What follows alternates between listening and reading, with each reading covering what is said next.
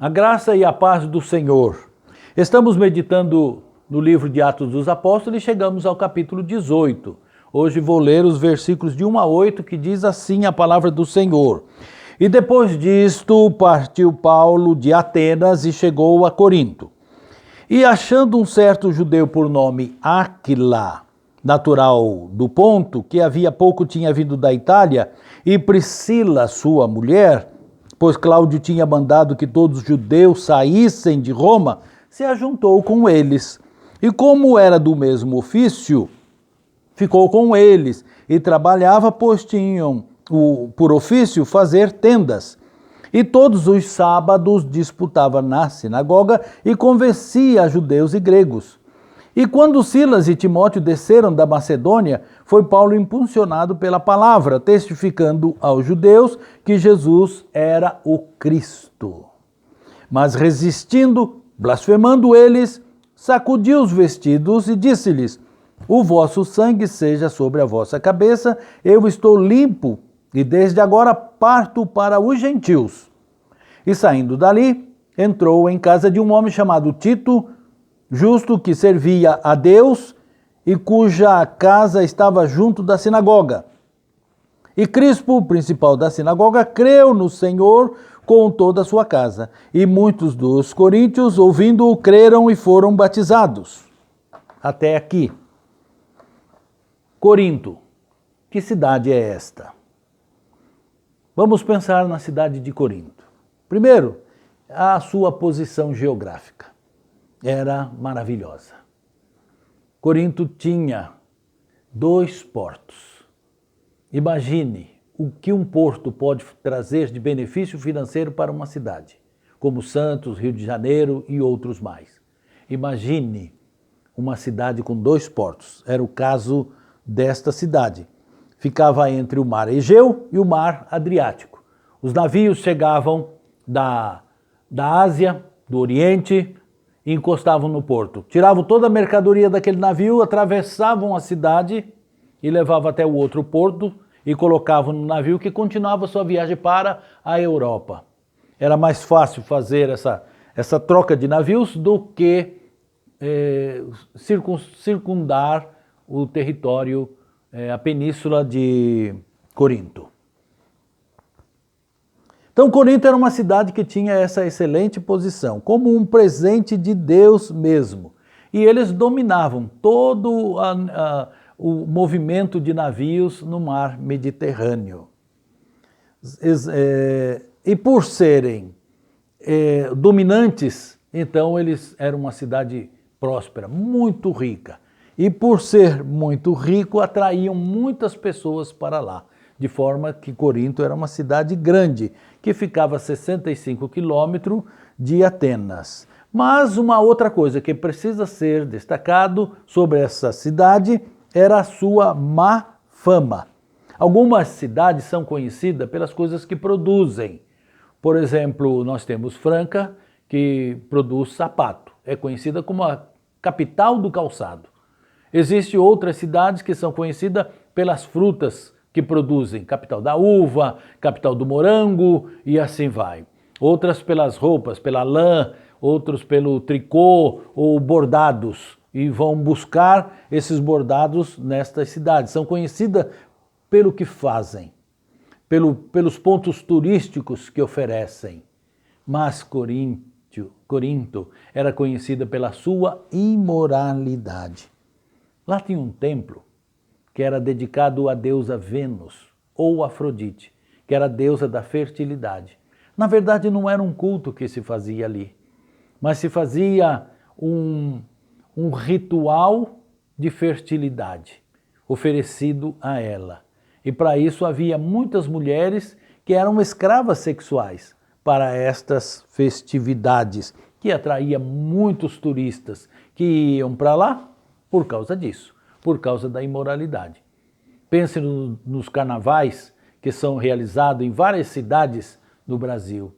Como são as imagens que são vendidas para o exterior? Por que as pessoas querem vir para o Brasil no tempo do carnaval? O que é que mais os atrai durante este período?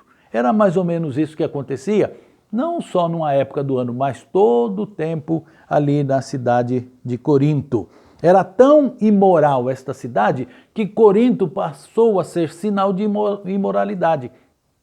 Corintizar era o mesmo que ir para um prostíbulo, de gastar o seu tempo com prostitutas. Era o termo usado para esta cidade. Mas Paulo estava ali.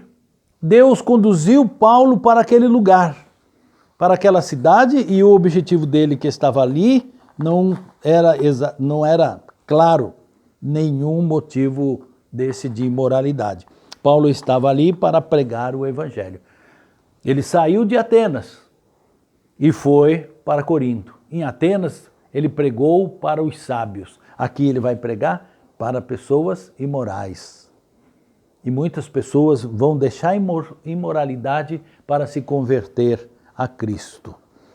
Ali, Paulo estava enfrentando uma situação difícil, porque os judeus da sinagoga estavam refutando o seu ensino sobre Jesus Cristo, o Nazareno. Aquele homem que os judeus tinham crucificado lá em Jerusalém. Ele apresentando ele como o Cristo, o Messias, o enviado de Deus. E era por isso refutado. E Paulo estava sozinho. Silas e Timóteo ainda não tinham vindo para encontrar com ele. Mas enquanto ele esperava, Silas e Timóteo, algum reforço, ele estava trabalhando, pregando o evangelho, indo às sinagogas. Mas Paulo precisava também sobreviver. Paulo precisava de alimento, Paulo precisava de roupa. Então Paulo foi trabalhar. Paulo encontrou com um casal que Deus providenciou que fossem ali, Áquila e Priscila, que estavam morando em Roma, mas por causa da ordem do imperador romano Cláudio, todos os judeus saíram de Roma e saiu também o Áquila e a Priscila. E foi no momento exato que Paulo precisava de um reforço. E esse casal chega ali em Corinto mandado por Deus. Não sabemos se eles eram convertidos. É mais fácil pensar que não eram, porque eles vieram de Roma, foram expulsos de Roma porque eram judeus. Não sabemos se Paulo pregou o evangelho para ele e eles se converteram, ou se no caminho foram convertidos. O fato é que estavam ali, agora como crentes, companheiros de Paulo. Eles não vão ficar ali. Depois Deus vai usar eles em Éfeso. Eles vão para outro lugar. Não ficaram ali, mas eles tinham que passar por ali naquele tempo que Paulo estava sozinho e precisava daquela ajuda. Eles eram, a profissão deles era fazer tendas. Paulo também sabia fazer tendas. E Paulo usou a sua habilidade para fazer tenda, ou talvez até tenha aprendido com eles. Paulo era um homem muito inteligente e capaz, mas pode ter feito isso muitas vezes na vida. E ele fazia muitas coisas. O homem tem que ser uma pessoa preparada para as dificuldades da sua vida. Aquilo que você puder preparar, aprender, faça isso. Você não sabe quando Deus vai usar isso na sua vida. Paulo estava ali sem o alimento, sem talvez um lugar para morar, precisava do dinheiro, então foi fazer tenda. E encontra com este casal que também fazia tenda. Ficavam ali fazendo tenda. Mas Paulo ia nas sinagogas. Paulo fazia tenda, mas também ia pregar o evangelho. Você precisa trabalhar para te sustentar, não impede que você também pregue o evangelho. Não é porque prega o evangelho que não pode trabalhar. E não é porque trabalha que não pode pregar o evangelho. Mas muitas pessoas pensam que porque Paulo fazia trabalho de tendas para se alimentar, para se sustentar, que todos missionários, pastores devem fazer isso. Paulo não foi lá para isso. Paulo não saiu de Jerusalém, não saiu da Síria mandado pela igreja de Antioquia para fazer tendas em Corinto. Ele não era vendedor nem fabricante. Ele era pregador do evangelho. Ele foi levantado por Deus para pregar o evangelho aos gentios. Ele só fazia tenda porque não tinha quem sustentasse, quem o amparasse. Mas quando chegaram, no versículo 5, e quando Silas e Timóteo desceram a Macedônia, foi Paulo impulsionado pela palavra, testificando a judeus que Jesus era o Cristo. Paulo foi fortalecido pela chegada desses irmãos. E se nós lermos na palavra de Deus, nós vamos encontrar que Paulo foi ajudado pelas igrejas da Macedônia. Veja isso comigo. Na segunda carta que Paulo escreveu aos Coríntios, no capítulo 11, no versículo 9, diz assim: porque os irmãos que vieram da Macedônia, que é Silas e Timóteo, supriram a minha necessidade. Supriram a minha necessidade. Não precisou mais trabalhar. Não precisou mais fazer tenda. Paulo parou de trabalhar não porque ele era vagabundo. Ele poderia continuar trabalhando e pregando o evangelho, mas porque ele precisava se dedicar à pregação do evangelho e não a fazer tendas. As igrejas fazem bem quando sustentam o seu pastor, o seu missionário. As igrejas fazem mal quando abandonam seus pastores. Hoje, em tempos de pandemia, há muitos pastores que estão precisando de ajuda, porque não estão recebendo o devido salário. Digno é o obreiro do seu salário. Chegaram Silas e Timóteo e chegou também o suprimento necessário para que ele continuasse o seu ministério. A igreja se formou ali em Corinto. Pessoas se converteram. Foi do Novo Testamento, das cartas que Paulo escreve, entendemos que é a maior igreja, maior que Tessalônica, maior que a igreja de Éfeso, maior que a igreja de Antioquia. É uma igreja grande, a igreja de Corinto, mas Paulo vai dizer que nunca ninguém deu para ele nada. Era um lugar rico. Mas ele vai dizer, não fui pesado para vocês, porque eles não quiseram sustentar Paulo. Há muitas igrejas pobres que sustentam generosamente os seus obreiros. E há muitas igrejas ricas que sugam o sangue do seu pastor. Corinto não dava nada. Era uma igreja rica, inclusive em dons espirituais. Paulo disse que eles tinham todos os dons, mas ele disse faltava amor, faltava amor. Paulo foi ajudado pelas igrejas da Macedônia que mandavam dinheiro para ele, igrejas da Ásia, igrejas pobres, normalmente é assim. Aquele que sabe da dificuldade é quem mais ajuda. Paulo pregou o evangelho para os judeus e os judeus refutaram. Paulo insistiu e eles blasfemaram. Chegou um momento que Paulo sacudiu as suas vestes, talvez até literalmente, deixando sobre eles o pó deles e dizendo: o sangue de vocês seja sobre a cabeça de vocês. E saiu dali e foi pregar em outro lugar. Lugar que Deus abriu para... A porta que Deus abriu para Paulo pregar o evangelho era uma casinha do lado da sinagoga, que pertencia a Tito Justo, ou Tício, conforme a tradução bíblica. E o Crispo, que era, por assim dizer, presidente da sinagoga, se converteu com as pregações de Paulo. Se convenceu de que Jesus Cristo era o Messias. Então ele sai da sinagoga e vai também para aquela porta opcional. Talvez você não dê valor para uma igreja pequena, mas era ali que era pregado o evangelho. Há lugares onde não se pode pregar o evangelho porque alguém não gosta, porque vai mexer com o filho dele, com a filha dele. Não se pode pregar o evangelho porque tem pessoa nessa situação, não posso falar desse assunto. E aí a igreja cresce, porque é um evangelho adaptado. Mas quando se prega a verdade, quando se prega contra o pecado, as igrejas costumam a diminuir. Então não olhe para a grandeza da igreja.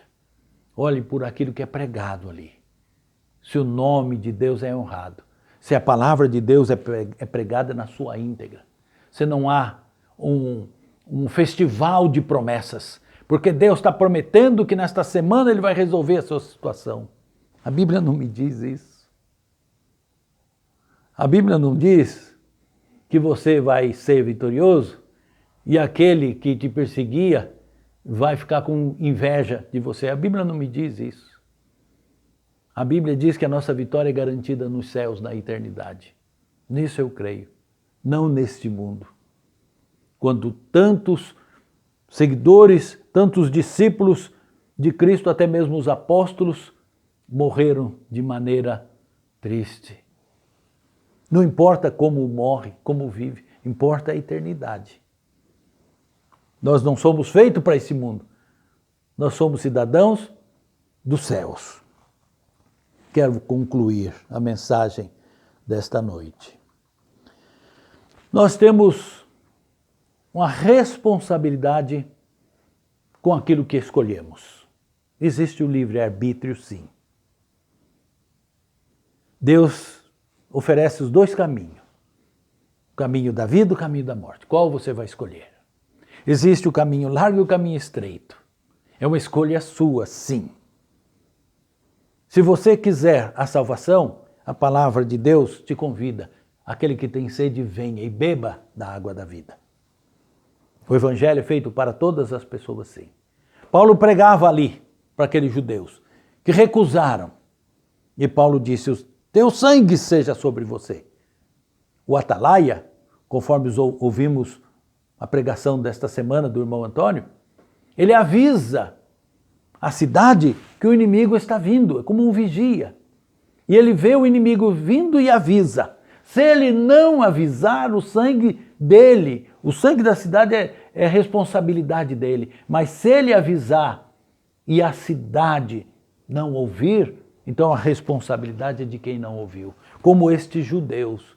Paulo pregou para eles não quiseram, eles rejeitaram. Então Paulo disse, o teu sangue seja sobre vocês. E ele, então, chacoalhou as suas vestes como tirando o pó deles e foi para outro lugar. Jesus manda fazer isso. Quando você chega em algum lugar e é rejeitado a tua presença que vai falar de Cristo ali, então, tire o pó daquele lugar, dos seus sapatos, e vá pregar onde a palavra de Deus é aceita. Paulo fez isso. E saiu para aquela opção secundária. Foi pregar o evangelho numa porta ao lado da sinagoga. E como é que termina esta situação?